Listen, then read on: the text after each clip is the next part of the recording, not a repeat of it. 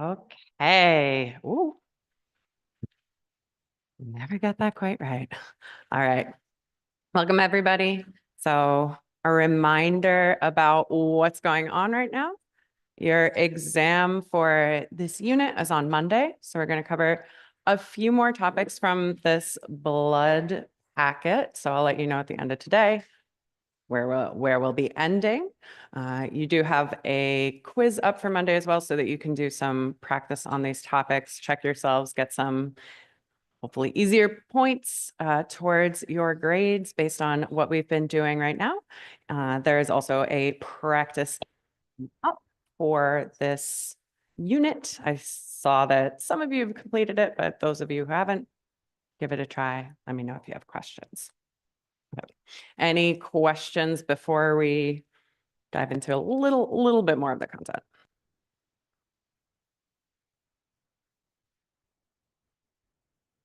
Okay. All right.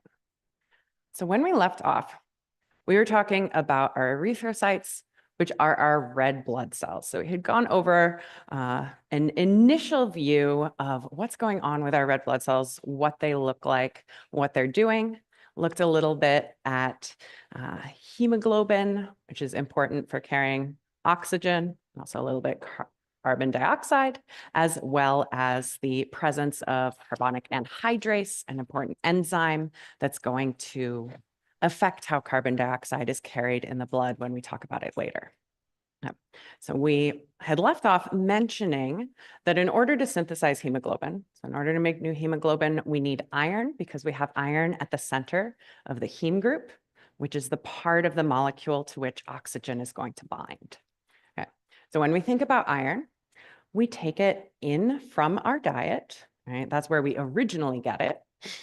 It's going to need to move around in the blood. So every time we see iron moving in the blood, we're going to refer to it as T iron in the figure we're about to step through because it's bound to a molecule called transferrin. So transferrin, fer is for iron in the middle there, is a molecule that's kind of grabbing onto the iron, moving it through your bloodstream. So when you're looking for that transferrin bound to our iron, you're going to expect to see that as we're moving iron from your GI tract, so from everything you ate, so from the digestive tract into the bone marrow, where we're going to be producing those red blood cells with their hemoglobin. You're also going to see it as we move around iron that we've stored in the liver through the bloodstream and into that bone marrow, again, for this red blood cell production. So mention the storage, right? So when we're thinking about the life cycle of red blood cells, we are thinking about how they're born, how they die, but also how their components are recycled. So when we go through this recycling process, we are going to try and take that iron out of the center of the heme group, and we are going to store it for later for when we make new red blood cells. And we don't want to waste it. We don't want to have to be eating iron tablets like all the time. So in its storage form, it's going to be bound to a molecule called ferritin. So it's going to be denoted as F iron. So that tells you that it's in its kind of storage form. So when we see that molecule, that means we're going to be looking at specific organs where we have this storage happening. So you're going to see it in the liver and spleen primarily, but also a little bit in the small intestine. Okay. So we're going to in a minute, we're going to walk through this stuff in picture form now that we've looked through it in bullet points. But I'm going to ask you first to remind me how we start off this process. Okay. So when we are starting off the production of erythrocytes, our red blood cells, what's the name of that molecule, that hormone that we were talking about, that specifically a type of hematopoietic growth factor that tells us it's time to produce the erythrocytes?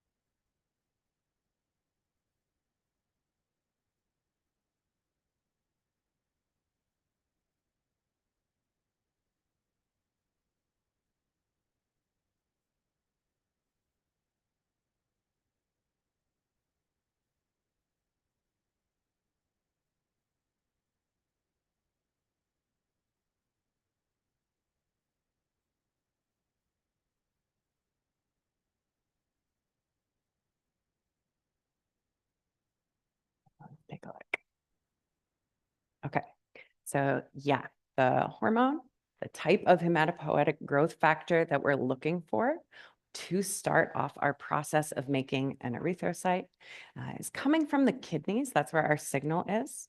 We'll talk in our renal unit about all the blood and fluid going through the kidneys, but your kidneys know kind of that you need more red blood cells. So they send off this signaling molecule, erythropoietin, goes to the bone marrow, tells you it's time to make new red blood cells. Good. We'll walk through this figure from your book, kind of review what we've been talking about and kind of piece it all together when we're talking about these red blood cells. Okay. So we're starting out here up top in the bone marrow of a long bone. So you see up there, the end of a femur, right? So that bone marrow inside the medullary cavity of the bone, red bone marrow, is responsible for taking our hematopoietic stem cells, so our stem cells that can become any kind of blood cell, and turning them into red blood cells specifically. Okay, so that differentiation and that kind of growth is happening in the bone marrow. So they're only going to be doing this when we have a signal. So the erythropoiesis that we just mentioned, kicking it off would be our hormone erythropoietin. So as you saw in that teaser slide, right? This process is going to be a circle. We're going to come back to the beginning in this figure. So this erythropoiesis, turning our stem cells into erythrocytes happening in the bone marrow, will eventually loop back to here. Okay. So we turn our stem cells into red blood cells, and they migrate out of the bone marrow and into general circulation. So there are blood vessels that go into bone, and they creep into those blood vessels, come out of the bone. They've lost their ribosomes, they've lost their nuclei, they've lost their organelles. They're small, they're flexible, they have lots of surface area, and they're full of hemoglobin, hopefully. Okay. So they circulate around in your general circulation, carrying oxygen, carbon dioxide, doing gas exchange for a while, right? But because they don't have any of that cellular machinery that we need to replicate cells to do mitosis, we got to kill them off as they start to get old and fragile. Okay. So your spleen also has lots of blood flow. You'll see the spleen over kind of on the left side of your abdomen in lab eventually. Okay. So our red blood cells are all traveling through the spleen, kind of on their normal path at some point. The spleen has the ability to recognize that those red blood cells are getting kind of old and it's time to replace them with new ones. And we're replacing our red blood cells like all the time. Okay. So as this red blood cell travels into the spleen, we see it's kind of old and fragile. We're going to break it up. So the spleen is going to start by separating out the heme portion of the hemoglobin from the globin part. So the heme part was that little flower-like looking center of each of our hemoglobin subunits, the one that has the iron in the center. The globin part was the polypeptide chain that has gone through several rounds of folding. Okay. So we're separating out the little part that contains the iron from the rest of the hemoglobin. Because our goal here is to extract that iron and store it for later. Okay. Here I'm going to highlight a couple of things for us. Okay. So from the globin part, we can just break that down into its constituent amino acids. So the globin part, because it's protein, it's really just a bunch of amino acids linked together. We can break them up, get amino acids. Okay. But on the other side, what we're really focused on, what we're really interested in is what's going on with that heme, because we're focused on how are we recycling the iron. Okay. So the heme part, we do have to break up a little more. So the heme gets split into that iron center, and we pull out the rest of it as a molecule called bilirubin. Okay. Now, these are now going to go into the bloodstream kind of separately. Okay. So the bilirubin is going to kind of combine with the amino acids and go into the blood. At that point, we're still going to call it bilirubin on its own. Okay. But the iron that we've pulled off of our heme group has to get bound to our transferring molecule. So this is the first time we see that T iron. So the iron bound to transferrin, because we are going to transfer it to somewhere else. So we're going to see that iron coming out of the spleen as T iron into the bloodstream. Okay. So at this point, the spleen's job is kind of done, and we're going to move forward. Okay. So we've got our T iron and our bilirubin swirling around in the blood. They're going through the circulatory system over and over again. Eventually, it'll be time for those molecules to make their way through the liver, okay? So that's the next place we're going to think about more processing of these components that we've pulled out of our red blood cells. Okay. So one thing that's going to happen, pulling out that bilirubin that we got from basically our extra bits that we don't really care about, our bilirubin is going to become sort of a waste product. We'll talk about how this has some role in digestion, but we're going to turn that bilirubin into bile. Okay. And bile, or bilirubin, is kind of yellow in color. Bile tends to turn kind of green. We're going to see some of it go back into the plasma and get filtered out by the kidneys, giving that kind of yellow color to urine. Some of that bile is going to get secreted into the GI tract for aiding in digestion of fats for later on. So some more arrows will click up at some point. But basically, we're getting rid of the bilirubin as bile at this point. Okay. Our focus, though, is what's going on with our iron, right? So we have some T iron swimming around in the bloodstream that came from the spleen from the breakdown of our heme molecule. Basically, our liver is going to add to that. If it's time to be doing erythropoiesis, if it's time to be making a bunch of new red blood cells, we are going to take iron that has been stored for later in the liver. So the stored iron was in the form of ferritin. And we are going to join the spleen in freeing that iron, binding it to transferrin, which is why we have this T iron here, and we're adding more of this T iron to the bloodstream.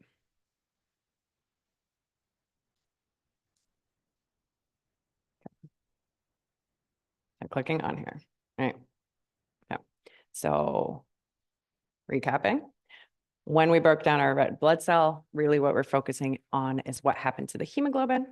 So at the spleen, we pulled off the heme, then we pulled the iron out of the heme as T iron. The liver helped us process the other parts, both of the globin and of the bilirubin, so the rest of this heme group that isn't the iron itself. Took it to the liver. You can see here the bile also going into the GI tract. Eventually it'll come out as feces. That's part of why feces are brown. This is part of what's giving that color. Okay. But our liver is also involved in this iron recycling. So we have F iron here in the liver that has been stored. As we ingested iron, we stored some in the liver in the form of F iron. So it contributed the iron to the bloodstream. We had to transfer it, so it's T iron. What we've added now is what's going on with the GI tract. Okay. So in general, you should be eating some iron in your diet. We don't have enough efficiency really in this process to just fully eat all the iron you'll ever need when you're born and never need any more. So you should be eating foods that contain iron on a regular basis. So we're going to have some iron coming in from your mouth to your esophagus, down into your intestines. We'll talk about the steps of that later. And getting absorbed across the walls of your intestines, specifically the small intestine, because it comes first, into the bloodstream. So absorption from your food is going to happen just across the wall of your digestive tract. Stuff that gets absorbed goes into the blood. because we want that iron to be able to move around in the blood, we're going to bind it to transferrin, and it's going to be moving around in the form of T iron as well. Okay.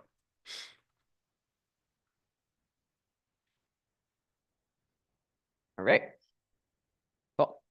So the final organ or organ system that's associated with this whole life cycle of a red blood cell are your kidneys, your renal system. Okay. So their job is twofold. So that bilirubin that we turned into bile, some of it went out your GI tract, became feces. Some of it went into your plasma swimming around. So your kidneys are responsible for urination, among other things. So as you're filtering blood, turning some of it into urine, that bile in the plasma is going to go through and end up in the urine. You know, the other thing that the kidneys do as relates to our red blood cells is what we talked about right at the top. So as they are filtering blood, producing urine, regulating blood volume, they're going to be able to sense, do we need to make more red blood cells? So here is when they are going to produce our signal for erythropoiesis. So that EPO here is that erythropoietin, that special type of cytokine, hematopoietic growth factor, right? This is our signaling molecule, our hormone telling the bone marrow to continue producing red blood cells. Okay. And as we're doing that red blood cell production, we're going to take all that T iron that we put in the blood, coming out of the spleen from the breakdown, coming out of the liver as we release stored iron, coming from digestion directly, soaking it up into the bone marrow so that we can make hemoglobin, pack our red blood cells full of it. Okay. So that is this whole process kind of in a nutshell. Our big focus, what we really want to understand is where the iron is at any given time, where it's coming from, what we're doing with it, how we're doing this recycling piece, as well as when we know how to do this. And that's because when we think about diseases or conditions associated with red blood cells and associated with the blood, one of the types of conditions that we're going to be thinking about is anemia, which is really anything that kind of decreases the oxygen carrying capacity of the blood. So one of the ways we will see that you can have anemia is if for some reason you don't have enough T iron in your bloodstream for you to soak up enough T iron into your bone marrow and produce new hemoglobin, packing it into the erythrocytes. So questions about this overall process?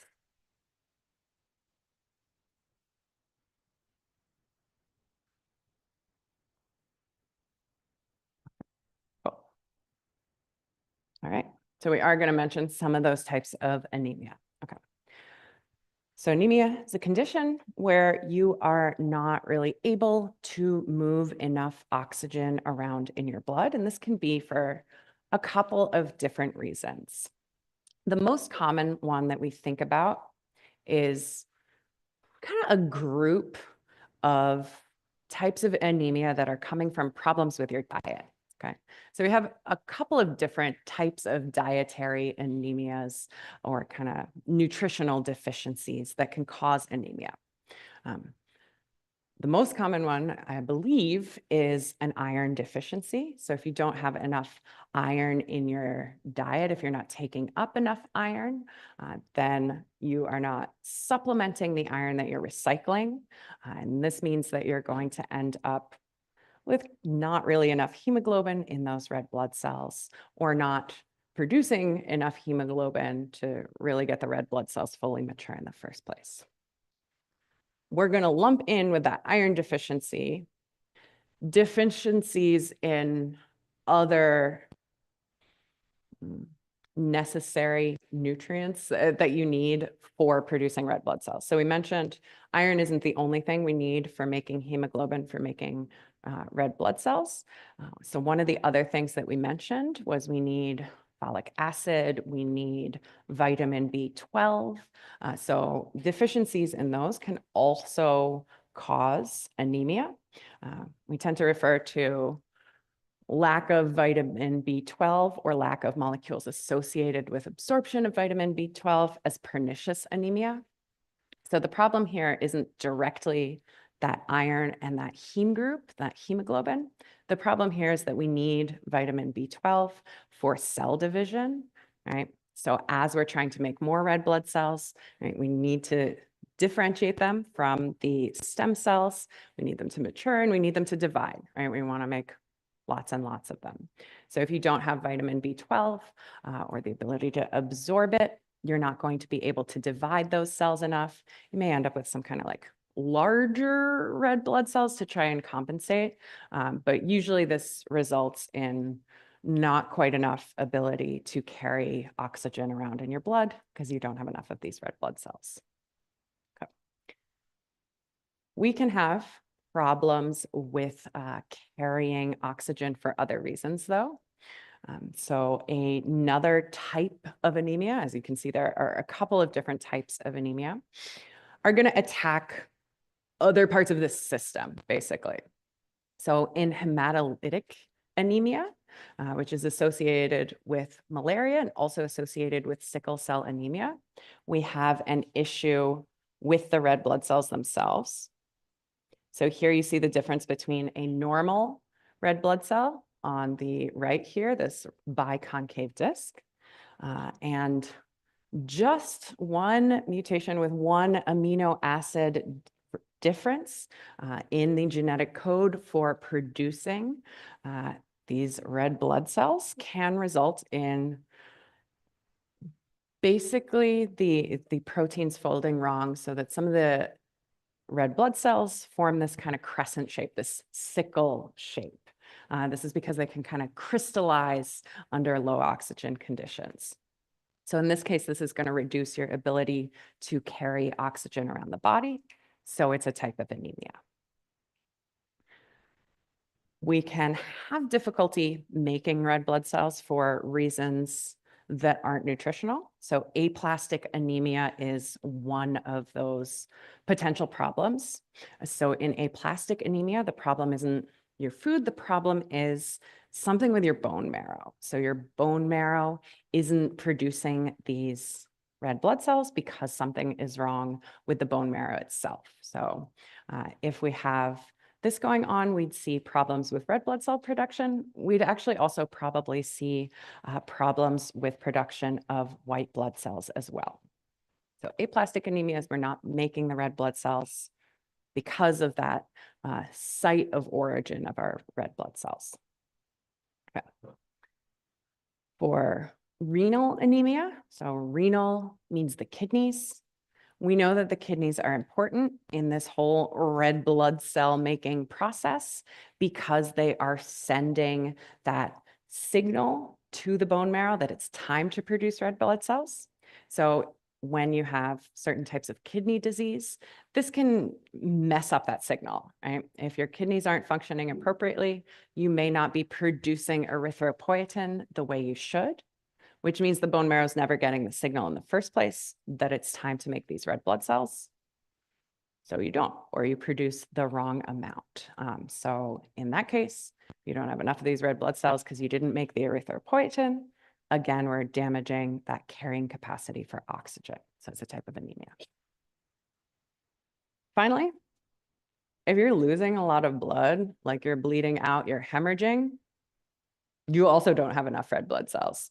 So hemorrhagic anemia happens when you have an injury and have a lot of blood loss. This directly affects you in the short term, but even after you recover, after you get that wound healed or covered over, right, keep your blood in your body, solving that problem. It takes a little bit of time before you replace the red blood cells that you lost. So plasma, we remember, is mainly water. So you can get your blood volume back up relatively quickly just by increasing that fluid intake into the blood so you can get a normal blood volume so that we don't have issues with like mean arterial pressure and stuff. But you're going to take a little bit of time before you replace all the red blood cells that you needed.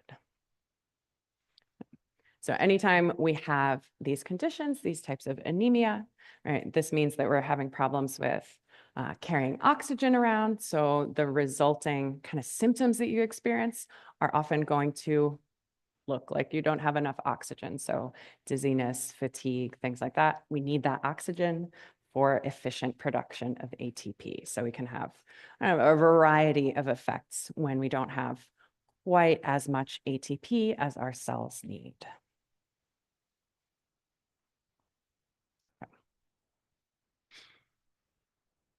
So to finish out our blood cell types, we do want to know that there are more cells in the blood than just the erythrocytes, just the red blood cells. We mentioned that the erythrocytes, the red blood cells, are the largest component from the blood cell perspective. So the majority by a little bit of your whole blood is plasma. Next, about 45% is red blood cells. That measure of that is your hematocrit. We had that little buffy coat in the middle, about 1%, that was platelets and white blood cells. Okay. But your white blood cells, or more formally, your leukocytes, are really important to how your body functions, right? They are going to be fighting all kinds of diseases, right? So they're going to be fighting viral infections. They're going to be fighting bacteria. They're going to be fighting like parasites and worms. And the white blood cells are also responsible for fighting any damaged cells in your body. So some of the types of white blood cells that we'll look at in a second, for example, are involved in this breakdown of the erythrocytes in the spleen, right? As we see those red blood cells getting old and fragile, we will see that they can fight cancer cells, so your own cells that have mutated and are kind of growing out of control and damaging your body. Your leukocytes should be able to identify that to some extent and fight against those cells, start to try to break them down. So leukocytes are important. They are part of the immune system, right? So they're kind of the actors, the active cells here in your bloodstream. All types of pathogens, as well as your own cells, are going to get destroyed through this. One of the ways that they will be fighting dead or injured cells, or some of these invaders, is through phagocytosis. So we talked about phagocytosis is where you're engulfing another cell to break it down. Okay. So we got a couple of different types of leukocytes, of white blood cells, that we're going to learn the names of and learn some of their basic functions. We're not going to do a big immunology unit in this course, but we want you to be familiar with some of these cell types that may come up later. Okay. So the first way we start to break down identifying our different types of white blood cells is by whether they have these structures called cytoplasmic granules inside them. So if you see these little dots, right, those are the granules we're talking about. So they're inside the cell. You can notice as we're looking at these images themselves, right, our leukocytes do have cellular machinery in them. They've got nuclei, they've got organelles, they're going to be bigger than your red blood cells. So they're actively kind of functioning cells. They're not just carrying around gases. So the granulocytes carry these granules in their cytoplasm, cytoplasmic granules. And we've got 3 types of them that we'll walk through. So these are our basophils, eosinophils, and neutrophils are our 3 types of granulocytes. Okay. But not all white blood cells have granules in them. So the agranulocytes don't. So our monocytes that eventually turn into macrophages, which I'm mentioning because we briefly mentioned that it's macrophages in the spleen that are breaking down the red blood cells. And we'll see when we talk about the lungs that a big location that macrophages like to hang out is in the lungs themselves. Okay? So monocytes and lymphocytes, of which we'll also talk about a couple of different types, lack these granules.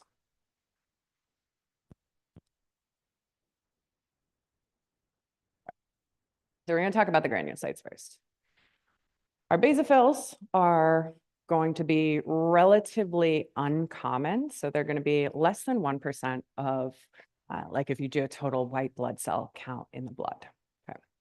While they have these cytoplasmic granules, they don't have the ability to engulf other cells. So we refer to them as non-phagocytic, right? They're not like eating other cells. What they are doing, we think, as they participate in the immune system is partially defending against large parasites, so like something too big to swallow, by releasing some toxic substances. So some of these granules that we have in our different types of granulocytes are full of toxic stuff for breaking things down, basically. Usually when we think about basophils, though, we're thinking about kind of your immune system being maybe like a little overactive, because one of the things that the basophils do is that they contribute to allergic reactions. So a big thing that the basophils are doing are producing these signaling molecules that are associated with the immune system, but also associated with kind of like false activity of the immune system. So like histamine, which we mentioned when we were talking about swelling and injury, when we were talking about the capillaries and net filtration pressure. So histamine can come from basophils as well. Another common molecule associated with allergic reactions is heparin here. Okay, so those would be produced by basophils. So basophils, we're usually thinking about allergies. We have slightly more eosinophils. Okay? So like 1 to 4% of your total leukocytes, your total white blood cells. These ones can do phagocytosis, but it's not the main thing that they're doing. The main thing that we think about the eosinophils doing is defending against parasites. So the basophils were maybe helping with this process a little, but this is really the main job of your eosinophils. So we're thinking about things like worms that you might get in your body, parasitic invaders of all types. So large things, not bacteria, not viruses, stuff that's too big, bigger than your cells. It's going to be hopefully broken down by eosinophils. So what they're doing is they're grabbing onto those parasites and they are releasing their granules. They're releasing the toxic molecules that are in those granules and trying to kind of kill this larger parasitic invader from the outside. Okay. Now this can, like in the basophils, have a little bit of a spillover and sometimes end up irritating your own cells, but it's also good not to have parasites, right? So we'll keep our eosinophils. All right. Our third type of granulocyte is the type of white blood cell that is most common in your blood. So your neutrophils are up to 80% of your white blood cells. So they're quite common. They are able to do phagocytosis, and that's actually like the main thing that they're doing. So they are going to be briefly circulating in the blood when they're first made, so about 7 to 10 hours. Then they're going to migrate into the tissue for a few days and hang out there. They're going to be fighting things like bacteria, things like viruses. So they're going to be engulfing, let's say bacteria, engulfing them, taking them in, breaking them down internally. Right? So that's the phagocytosis part. Okay.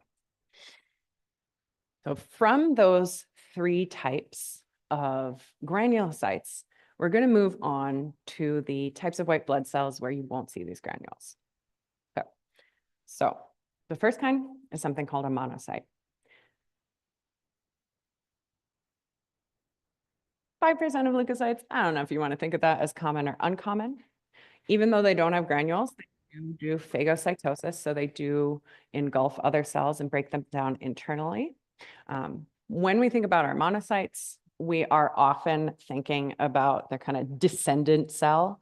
So a monocyte is going to circulate in the blood as a monocyte for a few hours before it turns into a macrophage. Yeah. So the macrophages can either wander through an organ or hang out in a lymph node, or a bunch of them are kind of fixed macrophages and hang out in specific spots. So they're going to be responsible in those places for a lot of different actions, phagocytosis, breaking stuff down, including your red blood cells and various types of other damaged cells in your body. Finally, we're going to be thinking about lymphocytes. So lymphocytes come in 3 flavors, B cells, T cells, and null cells. So these are based, the names are based kind of on what's on their cell membranes. The null cells don't have the same structures that the B cells and T cells do on the outside membrane of the cell. Lymphocytes are relatively common, right? So in terms of frequency, neutrophils were most of your white blood cells, but you can see that lymphocyte counts might be around like 30% of your white blood cells. And especially, you're going to see lymphocytes in interstitial fluid as well as in the bloodstream. Okay. So we're going to have B cells, T cells, null cells. They're all agranulocytes. They're all types of lymphocytes. Yeah.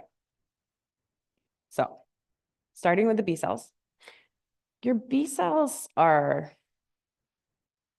kind of like the alarm system in your body a little bit. Okay.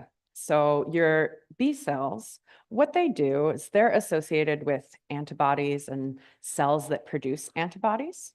So an antibody, right, versus an antigen is kind of like an invading cell, a disease that is dangerous for your body.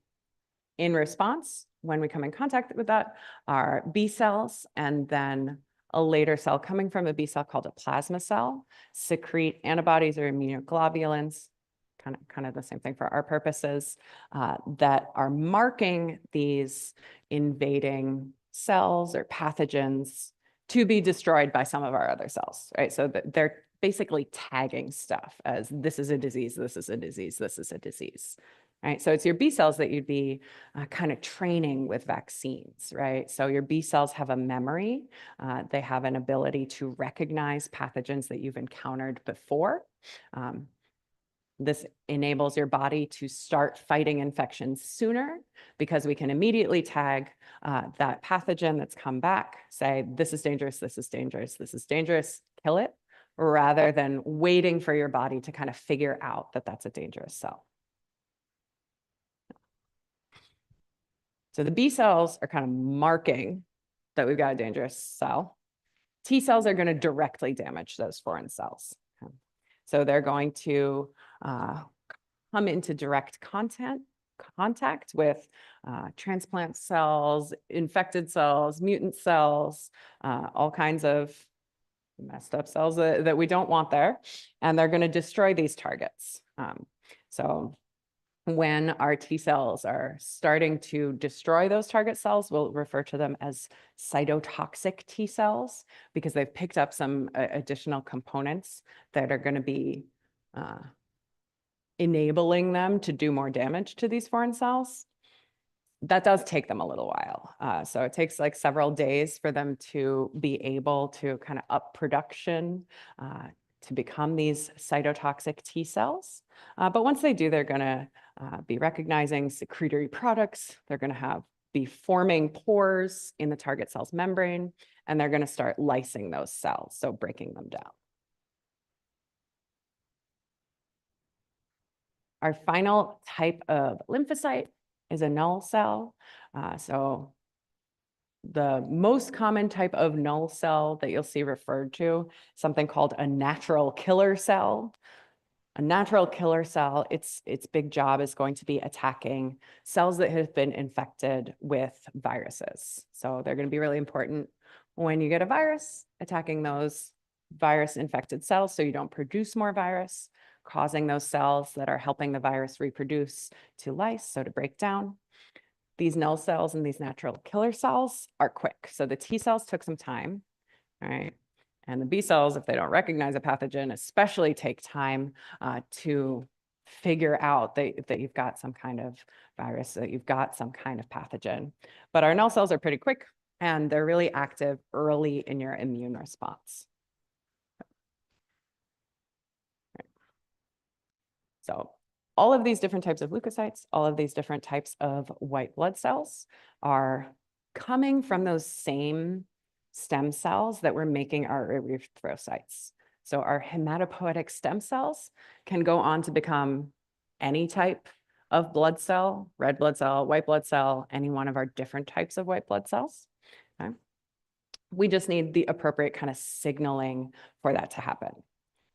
So most of our white blood cell production and maturation of white blood cells is going to happen in the bone marrow, just like it did for our red blood cells, with a couple of exceptions. So we mentioned a couple of the different types of cells that after going into circulation, like a monocyte can become a macrophage, B cell can become a plasma cell. But for the most part, our white blood cells are maturing in the bone marrow.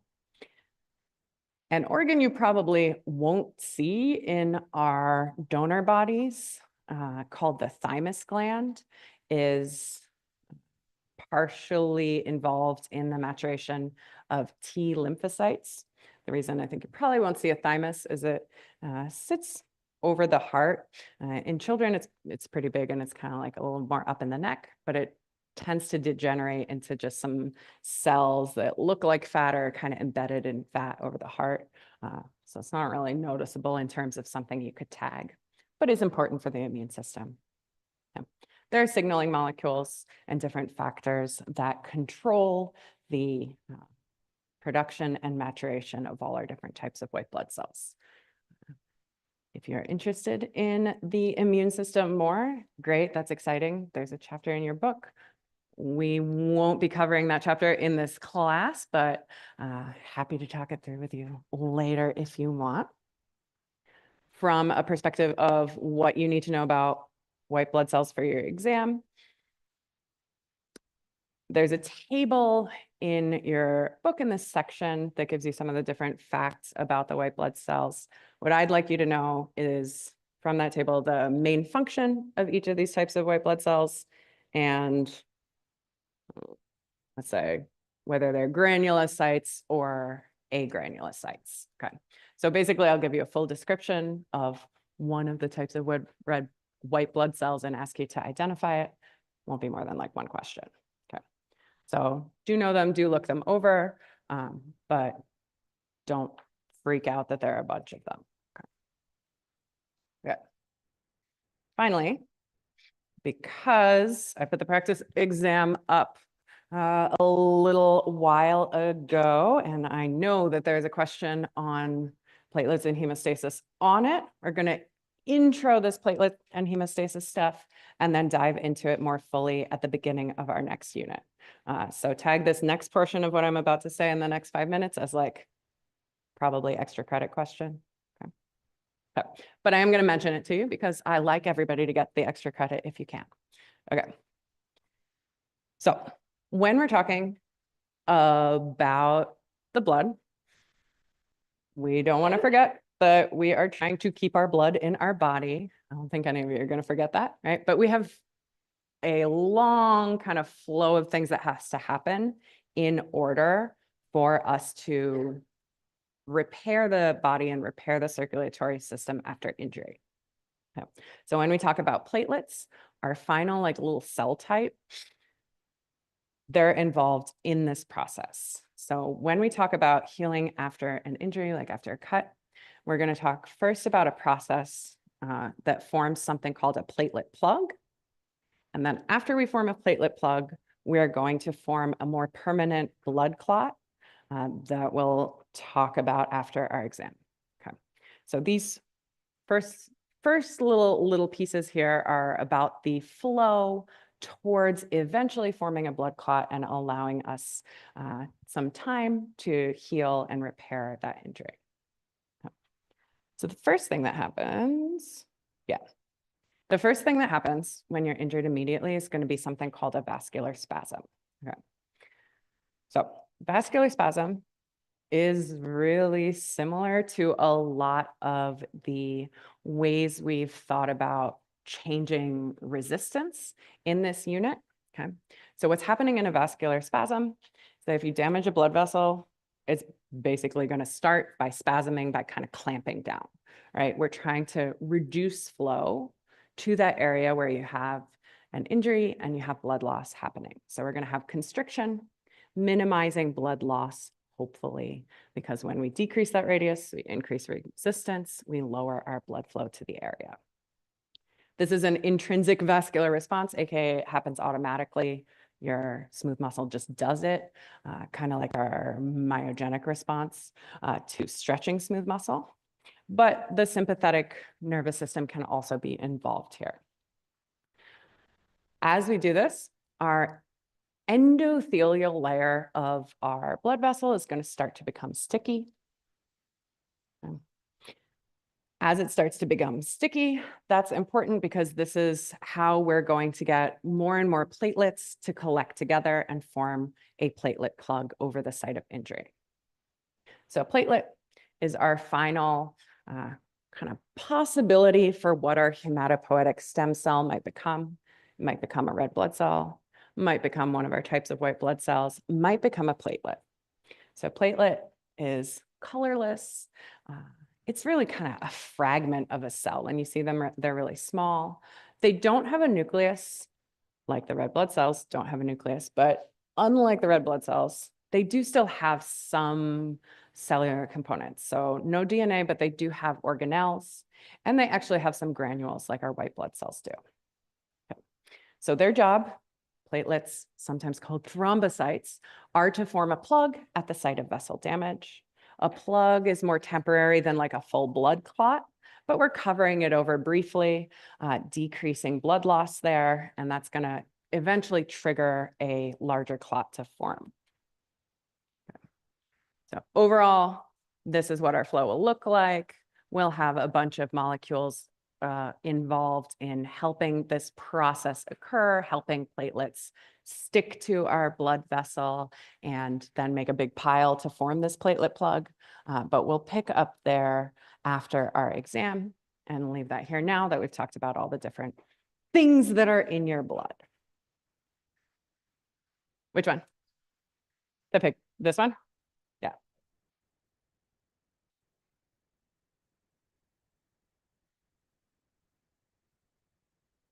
Yeah, we will wait to talk about that whole flow for next unit.